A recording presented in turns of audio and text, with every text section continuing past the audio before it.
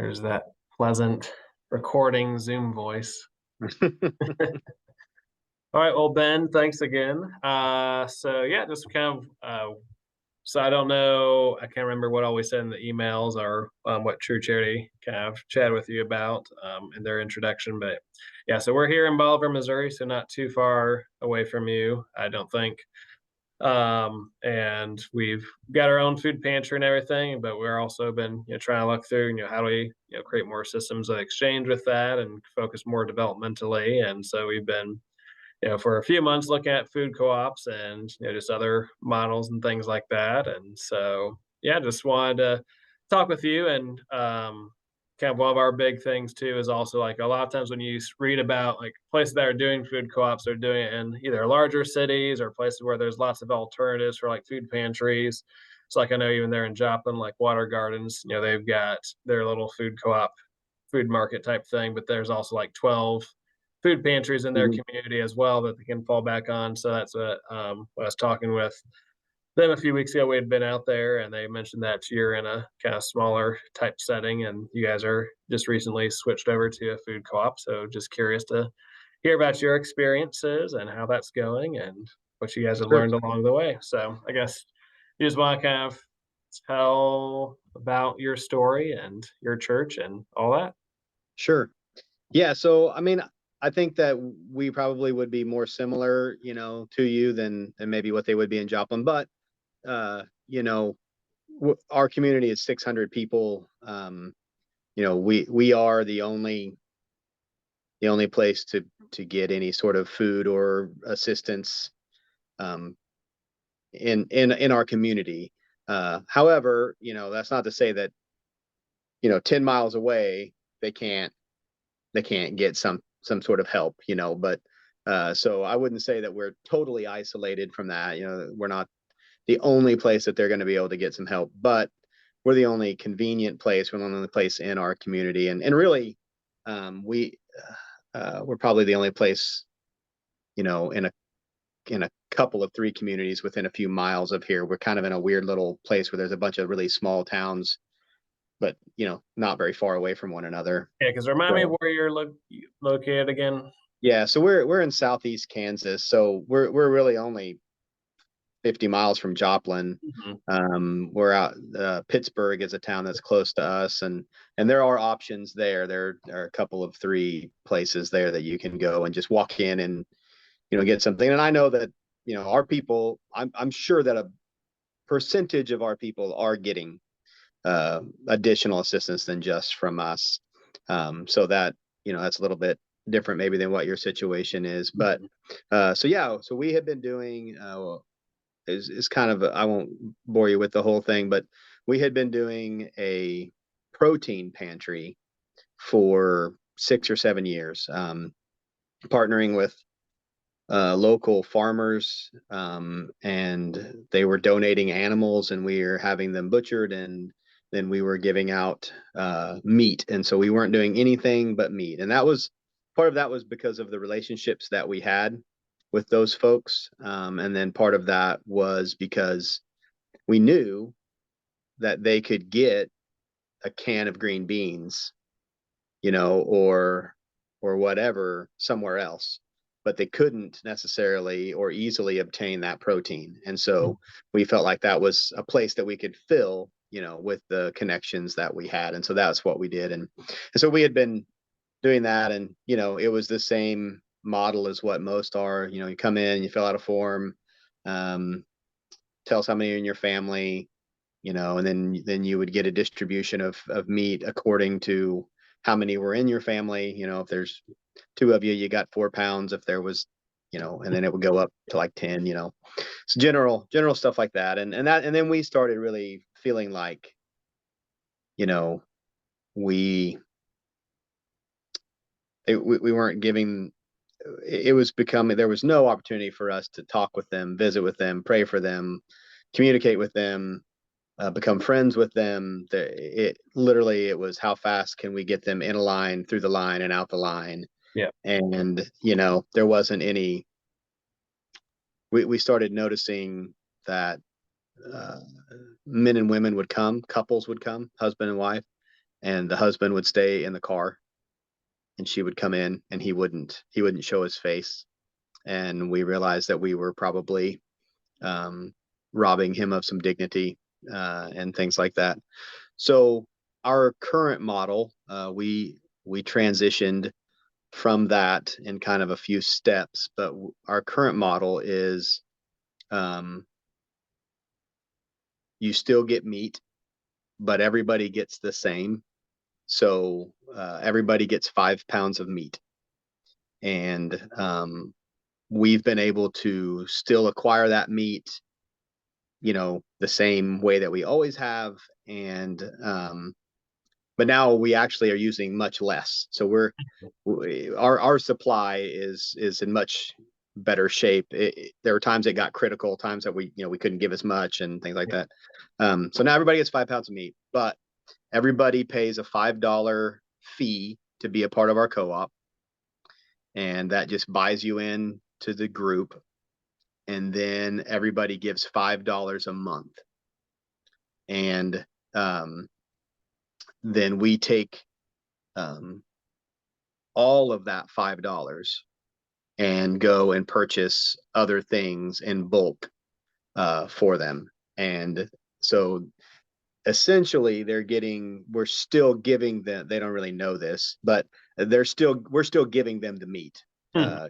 Yeah. That's coming out of our budget, out of our stuff. But then we're taking that $5 and then we're going and buying fresh fruits and vegetables, or um, different things that they could maybe make meals with the meat. It's one thing to have a pound of hamburger. It's another thing to have a pound of hamburger and the pasta and the sauce to make a meal, or something like that. They've been really, really, especially this summer, excited about fresh fruits and vegetables. There again, that's something that, you can get canned fruit and vegetables, but you can't go to every food co-op and get, or pantry, and get, a head of lettuce, or, 5 potatoes or something like that. So we found some local places that we can buy things in bulk at a cheaper price. And so then we come back, and so part of their requirement is to pay the $5. And we haven't done the best job of this, but the other part of the requirement is that they're to help us make these baskets. So everybody pitches in and unpacks the boxes, and somebody takes one thing, somebody takes another, and they start, making little piles around our room that we do it in, and until everybody's done. And we have pretty good participation. That we're serving a lot, almost exclusively the people that we serve are older people. Some of them are really old. Some of them can't carry their groceries out. We carry them for them. So uh so really, it's one of those things where I was a little bit concerned about, well, they're getting less meat, but overall they're getting more food Mhm. by doing it this way. So that the thought of, well, if we're the only ones, you know, the potential to actually provide them with more food is there in a co-op model, assuming you can, what they can pay, and what you can find, and the types of relationships you can have, you know. So that's pretty much what we do. And since we are, a church, we're not a para organization or whatever, when they get here, um, we sign them in, give them a number, and then one of my deacons who's in charge of this ministry does a 10-minute devotion with them. They have time to sit and talk. Um, some of them sit and talk while we're divvying up the food. But that's important to them too. One of the things we did before we started was we did a questionnaire as to, like, what do you like about what we do now? What do you not like about it? And one of the number one thing, this was where you know, I tend to be a skeptic, but you know, I thought the number one thing they were like was that they got free meat. Uh-huh. Right? That makes sense to me. Number one thing that they liked about it was being able to fellowship with their friends. That's what, oh, I mean, it wasn't even close. Like it was 85%. And I thought, well, they don't even really get to do that. Like they're standing in a line for 5 minutes and like we're not even providing that. And now, they're here for 45 minutes and, can talk with us, can talk with each other, can visit, can pray with one another, can do those sorts of things. And so, you know, I really feel like on the food side, we're doing a little bit better, but on the, uh, whatever, however you want to call it, ministry or relational side, I think that it's it's immensely better than what we were doing. And part of that's because we were doing really bad before. We just it had turned into a machine, and that was something where we weren't quite right. So Yeah. that's kind of in a nutshell what we're doing right now. I don't know how much of that would relate to your circumstance, but Yeah, no, that's all good, and it's always interesting because we've talked to a few different places that have made the shift to the co-op, or even just reading about other places, and just interesting each place, like how they set it up, or even like how they started. And some from the get-go kind of started that way. Others, a lot of them transition, from hey, we had a more traditional model, and felt that there's things that weren't working or weren't being quite as effective on the ministry side of things, and so we needed to shift. And so it's always good to hear, those different stories of what works, what didn't. So as you guys like made that transition, so you mentioned that there's been a couple of different phases to get to like your current model. So what did that look like for you guys? yeah. So um the first, let's see, I'm trying to get that kind of set in my mind. So the first thing that we did, you know, as far as interaction with them, we had to do a Mhm. lot of talking and conversations just internally to decide, if this is something we want to do. And we weren't even really sure when we went to them. We weren't sure if, if nobody was ever going to come again, then that didn't seem like a wise, decision. So the first thing we did was the questionnaire.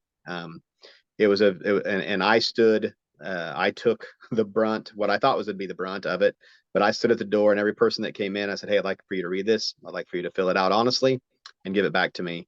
And, it had questions like, um, which I probably still have it. I could send it to you, but it has some of them the questions helped Avery sent, and some of the information that she had, we found, I just kind of adapted it. But, we asked questions like, have you heard of a food co-op? Do you know what that is? If so, would you be willing to be part of one? Uh, Again, what do you like? What do you not like about what we're currently doing? We asked, you know, could could they, if you were to get more food or a diversity of food, could you spend $5? Mhm. Is that even possible? There were people within our group that was like, no, there's no way. There's Yeah. no way. They do not have $5. They cannot do it. So we didn't know, you know. Um, and so there are questions like that. So we started with that. We reviewed those, and what we realized in our situation was that almost all of the things that they listed on there. So they said, we want more fellowship. Okay, a food co-op fixes that. We Mhm. want a diversity of food. Okay, a food co-op fixes that. Um, we can spend $5. Okay, a food co-op can work That on works with that it. Yeah. on that level. So all of those things just like led us up to, well, okay, then this is probably the direction we should go.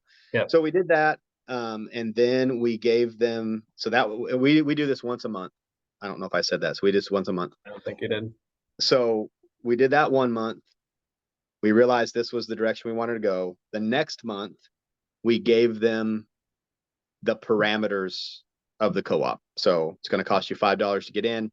It's going to cost you $5 a month, and it's going to require you to serve in some capacity. We also put on there, no one has done this, but we also put on there, if you don't have $5 for the month, that you can come in early and help us set tables up, or you can stay after and help us sweep.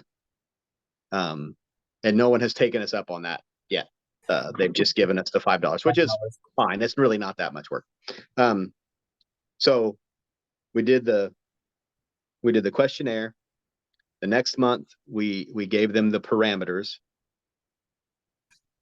The next month, and the whole time we're doing this, we're doing the same model we were before. So when they came in and got the questionnaire, they just got free meat. When we gave them the parameters, they just got free meat. The next month, they again got free meat. But that month, we asked them for their initial $5. So their buy-in money, right? So the month before, we told them, next month, we want your $5 if you want to be a part of it. We still gave them free meat like we always had. But then we took that $5 and purchased for the next month. And then when they came the next month, they gave another $5. So basically, that way they didn't have to give 10 at once. And that gave us the money ahead of time. So, they bought in 1 month so that the next month, so really they're paying in advance, but call it a membership or joint. If that makes sense. And so then the next month when they came in, we said, okay, we've got to figure this out together, and quickly we found that there were a couple things that, a couple of obstacles we were really going to have to overcome. And I think we've kind of got those worked out, but, there was, you could see this like fear of everybody wanted their own bag and they want to make sure that they got their stuff in their own bag. And we're like, everybody's getting the same thing. Like there is no difference, but they would not give that bag up, So finally we had to start making them like, we couldn't give them the bag. We're like, okay, we're going to make piles on the floor and you don't know which one of these piles is yours. You're just, and so you take this fruit. Last month we did, we had cucumbers and cantaloupe and sweet corn is what we did last month. And so it's like everybody gets 5 sweet corns. So you get 5 and put it in this pile and you get 5 in this pile, and just kept going around. And I think they're starting to understand that I don't have to fight for my food. Everybody's going to get it. Nobody's getting ripped off, but it's just trust, it's just built and it takes a while. And so that's kind of how we did it. Kind of a 3-month thing to get to where we wanted to be, probably quicker than but we were just really confident that the people wanted to do it. Like we even had some people tell us after the questionnaire the next month, are we going to do this or not? Like we probably would have went slower if we would have thought there was more apprehension, and we did lose a few. We lost a couple of families that, have not come back. And I think that it's not because they didn't have $5, but because they did.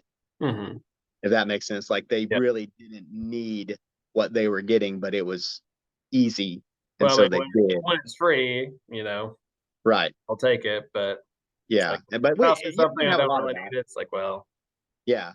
And that's one of those things too. I mean, I'm sure that there's still people in there that aren't in desperate need, but it takes that feeling off of us. Like we don't feel like we're getting taken advantage of because they paid for it. Yep.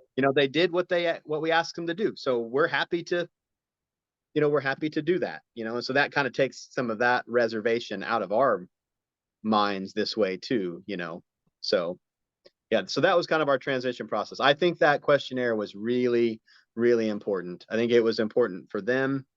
I think it was important for us.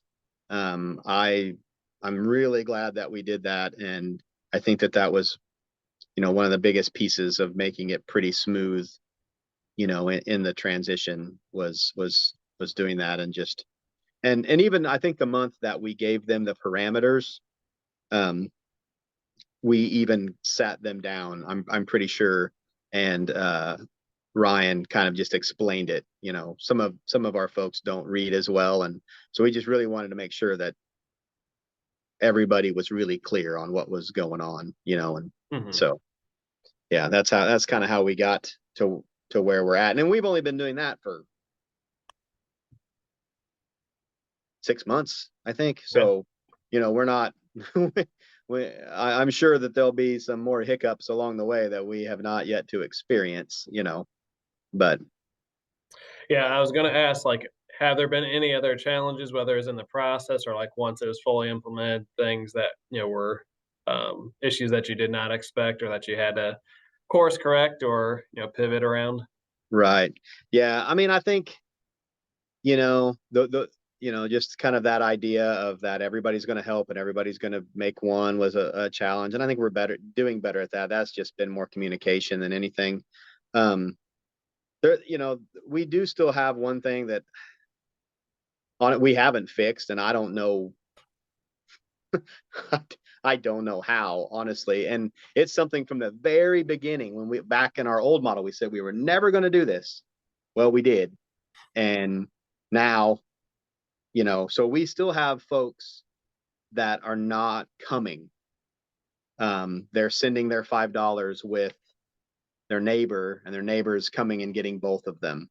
Uh-huh. And we haven't, that's not the way we want the model to work. We want to be able to, as a church, we want to be able to share the gospel with them, as we just want to fellowship with them. We want to, be able to become friends. And so that we haven't been able to completely overcome that. Mhm. We want, but there again, it's one of those things that, before when they weren't coming, they weren't doing, literally, they were doing nothing to Yeah. get food, and now at least they do have a buy-in, they are sending the money. $5.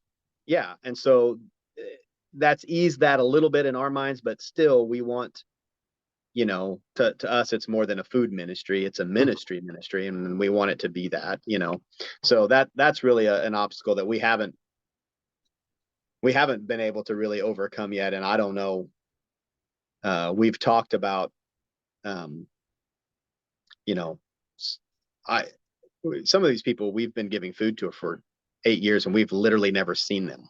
Uh-huh. Like, I assume they exist, um, and, we've talked about, well, maybe instead of having them take it, they could bring the $5, and then maybe we could take it.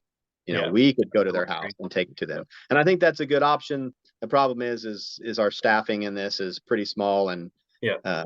time doesn't allow for that super easily right now. Uh, and we live in a, our communities, you can get into some pretty funky situations pretty quickly showing up at people's houses. And so I think there's some people like, I don't know if that's my, I've been in a lot of them, but there's a Uh, lot of people who are like, I don't know if I really want to go into that, and maybe they shouldn't. So yeah, I think that's really one of the obstacles. Like I said, we had a couple of people who didn't come back. We had a couple of people from our church that decided they didn't want to be a part of it. mhm. They didn't think that was the Was right that way to do it. was that just more mostly like they felt like, "Oh, well, we should be getting for free," and, not. Yeah, yeah, Yeah. yeah. It was that, it was this, that it's got to be free. It's got to be free. And they thought at first it was, no, they can't do this. They can't pay Mhm. for it. They can't do it. There's no way. There's no way. Well, then we Then looked the at the things, questionnaires and come in, and right. it's like, And I'm "Well, like, what'd they say?" actually, they can. And so then it was, well, and some of it was just a resistance to change, and that Yeah. just happens. But so it hasn't been a completely seamless process, um but it's I've seen those men jump up. They went from sitting in the car to being the first person to go to the table to open the box, to start moving stuff, Mhm. to seeing conversations happen, and you know the gospel shared. I mean, we probably did this for 7 years and never shared the gospel with anybody. Yeah. That's not how a church is supposed to do it. So Well, I anyway. think, kinda what you're talking about with some of those changes, which I know True Charity talks about this and others do. But so often, we approach this type of work from a deficit-based perspective, like, oh well, they don't have food, they don't have money, they can't do this or that. Whereas in reality, we should probably approach it more from an asset-based Hmm. perspective of like, hey, no, they do have gifts, they do have strengths, they do have something they can bring to the table, and maybe we give them the opportunity to that. So like with the men, Right. it's like, you know, they are able-bodied maybe, and so they're able to, and maybe would be very eager to help, build these boxes, or Yeah. $5, like, they're not completely broke. I mean, a lot of them do have incomes of some kind. It's just Right. maybe it's not enough for all their bills, but Right. given the top choice between $5 at a food co-op or $5 at a grocery store, the food co-op's a much more bang for your buck. Yeah. Yeah. I mean, they're getting, the way that we've been able to do it for $5, they're getting probably close to $30 worth of food if they were to go to the grocery Mhm. store. So, they're Especially still now, get, like, you yeah, buy a pound of hamburger and it's like, oh, there's my $5. right. Yeah. And so they're getting and everybody who doesn't like to feel like they're getting a good deal on something too, and it feels good to give them a good deal when you can. So, yeah, I think I noticed this the other night.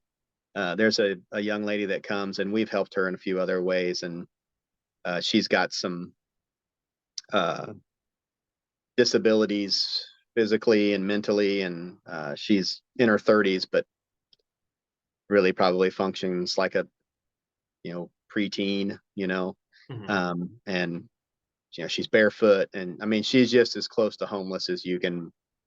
None of our people are homeless, but they're on the edge, just Yeah, the razor absolutely. edge. And but most people look at her and think, she probably really isn't employable in most cases, but she can count 5 ears of corn, and she'll do it fast. Mhm. And she got right. She was the corn girl the other night, and she was divvying out the corn just as fast as you could, and she can count five, you Yep. know, and so yeah, she's still got some worth and something to contribute to that, and she needs to know that. So Yeah. Very yeah. good. Yeah. So, I mean, I like all that, and I think a lot of those things are things that we've been thinking through as well. And so, like a little bit about us. So, we've in one form or another, under one name or another, because we actually started off as like the Ministerial Alliance back Mm, in the '90s, and that's kind of when the food pantry started. So I've done that. I came on board about 3 years ago, right before COVID. fun. Wasn't even here a year. It's like, oh, by the way, navigate a global pandemic for us. Yeah. But yeah, so we've done traditional food pantry, and then when COVID did hit, so we used to be inside. Of course, then when COVID hit, you had to kind of pivot everything. So we switched to drive-through model, and our facilities were really effective for accommodating that. And that's kind of what we've done for the past 2.5 years. But kind of like what you were saying about like your previous model, like just felt like a machine. Is like, yeah, we're sending people through. I mean, that's very much how the past 2.5 years have kind of felt to us. It's like, yeah, we're very efficient, we're very effective. We can crank out a ton of pounds of food, and we about 2 to 3 minutes from time to check in to the time they leave the door. Like, we're pretty good at that now. But Hmm. kind of like you guys said, at the end of the day, we're not just like a grocery store; we are a ministry.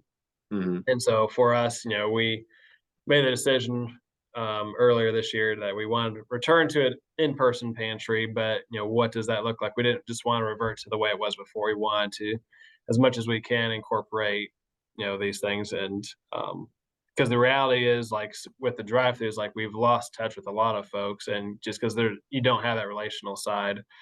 So this is kind of like the first phase of like getting people back in the door, kind of reestablishing some of those relationships, and then as that happens, then seeing, do we take it further towards like a full food co-op, or what does that look like? Right now, we're experimenting with kind of a hybrid between a pantry and a co-op, and we'll see how it works. Hmm. Because we Yeah. are also a member of Ozarks Food Harvest, which is our local Feeding America affiliate, and so of course you've got to kind of Right. work within their parameters. But Yeah. it's a really good partnership as far as like getting food affordably. But so we're like, how far can we push this before we go Hmm. too far for them?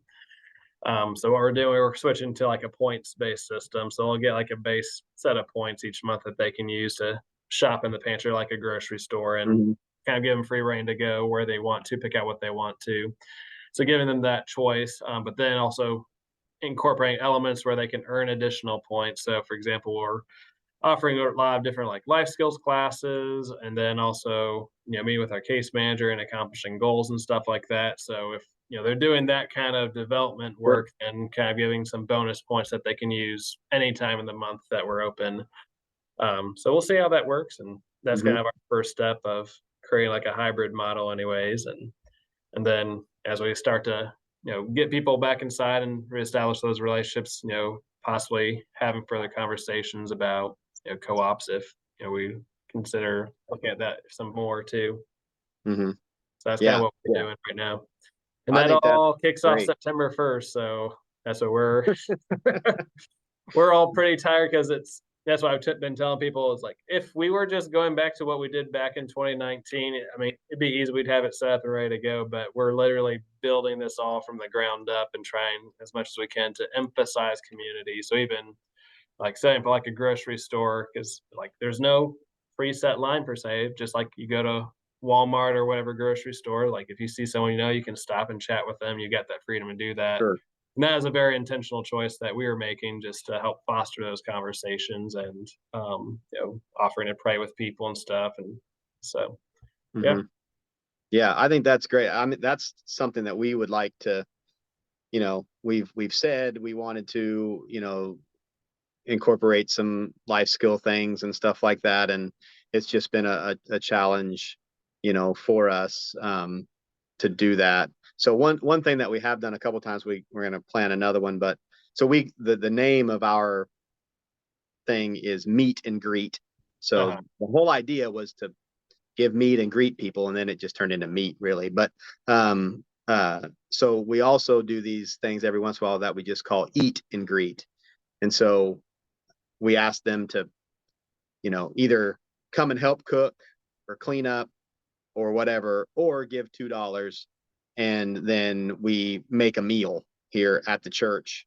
Um, and we, set up chairs and tables and stuff, and then we just have a big fellowship dinner over, the last cow we had butchered. We usually have it all ground up, and instead of doing that, we kept some roast out. So we plan on doing some sort of like roasted potato or barbecue beef or something meal. And so that was, we try to do those every once in a while to, again, to emphasize those, relationships, and have an opportunity, maybe you don't know how to cook the roast that you got Mhm. from us or whatever, and, kind of offer that. But yeah, I think those, uh, I, I don't think it's all, personally, I don't think it's all about money. I think that those points based things are just as valid or more valid in a lot of cases. You know, uh, Being able to get someone's time Mhm. in conversation sometimes is more difficult or more valuable than their money. You Yeah. know, I can give away $5 easier than I can give away a half an hour a lot of times. Yeah. So yeah, I think that that's a really good start, a really good place to go, and maybe even end up. Who knows? Maybe it Mhm. never has to be money. It may, Yeah. who knows? Yep, and that's what, we're starting here and just kinda seeing how it goes. And if, like you guys, I mean, for the past several months, we've been, like, either doing questionnaires both online and in person, and having different conversations.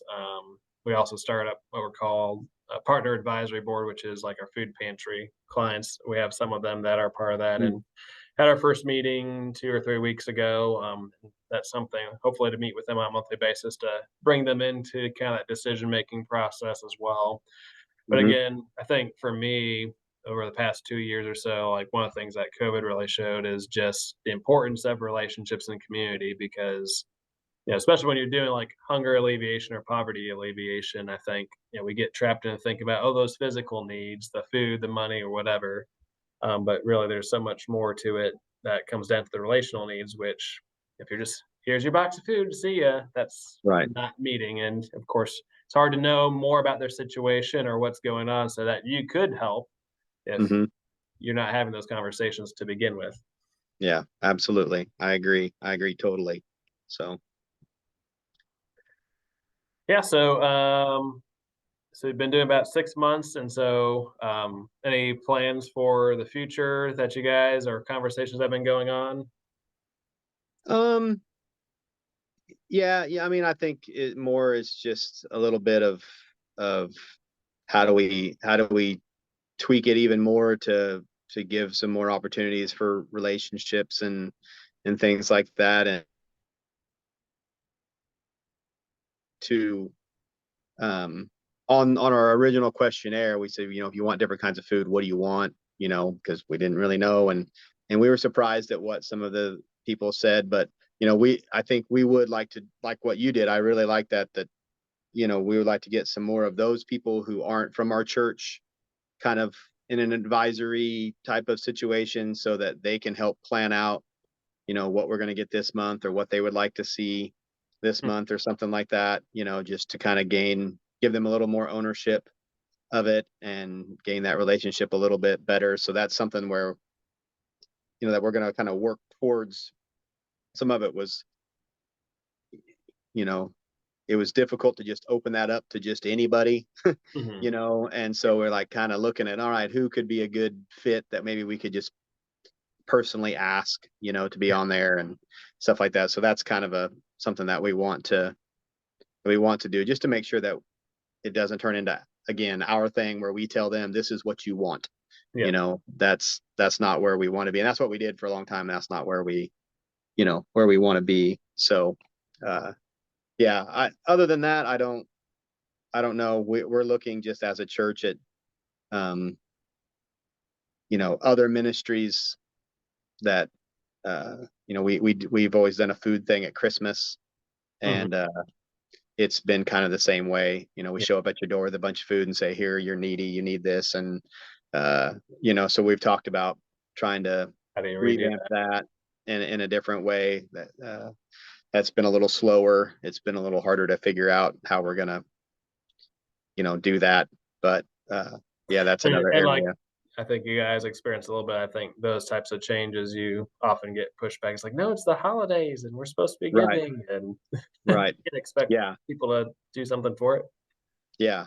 Yeah. When nobody's giving me anything for holidays, right? I've got to go buy all my kids stuff. So, but the thing is that I want to, Mhm. I want to pick out what my sons get for Christmas. I don't want somebody telling me what my kids get for Christmas. And even if I was in need, I would still want to have that, Yeah, and I would want to look at them and say, "Hey, I got this for you," even if I didn't pay full price. yeah, I picked this out because I know you like it, and I got it for you. yeah, I think there's a lot of value in those sort of things that, we weren't always thinking through. And so now we're starting to try to figure out how to do that a little bit better, you yeah. know. So Alright. Well, I think that's most of my questions anyways. Oh, because you meant at the beginning, you mentioned Pittsburgh. Is Pittsburgh in the same county as you guys, or what does, like, your county look like? yeah, yeah, they're in the same county. So we are in one of the three poorest counties in the state of Kansas. And the county just south of us is one of the three as well. So, and we're like on the county line, where literally I'm 6 blocks from the county line right now in my office. So, yeah, we were buying food, we were getting meat not only from farmers, but we also were buying from the Kansas Food Bank as Oh, well. Um, but we have stopped that. mhm. So the reduction in meat that we're giving out has allowed us to not purchase food from them, which has allowed us to not worry about Their regulations their and regulations and their stipulations. parameters, which has been really nice, to not have to worry about those things and the reports and all the Yeah, stuff that they required. So yeah. anyhow, Yeah, I know for us, that's one thing that, that's our regional food bank is kind of our primary source of food. And even with a lot of the local retailers like Walmart and Aldi and our local grocery store, those are all under contract for pickups through the food bank. And so, if we ever did want to shift further, that's would be the big conversation of like, okay, how are we getting similar levels of food, or Mhm. where are we acquiring our food if we lose, that connection. So that's Yeah, a big consideration, like, for us as we look yeah. at options. Yeah, we're fortunate to have a couple of places, well, they're actually in Pittsburgh, but a couple of places that, like, they are food distributors, Mhm. for restaurants and different things like that, and you can buy directly from them. And so, that's given us a big advantage of being able to, acquire that stuff. And I didn't know some of them existed. One of them I knew existed. The other one I didn't know. And our local grocery stores, I called them, and they were willing to sell us things at bulk prices. Yeah. It wasn't a deep discount, but it was, it was a discount anyway. So yeah. But Alright. okay, well, cool. Yeah, if I can ever help you in any way, I'm glad to. I may not have an answer, but I'm always glad to help if I can. So Yeah, no, it's been good, and, like I said, always good to hear other perspectives and what other people are doing, so definitely appreciate you taking your time. sure. Yep. No problem. Alright, thanks, Ben, and Yep. Have a it's good day.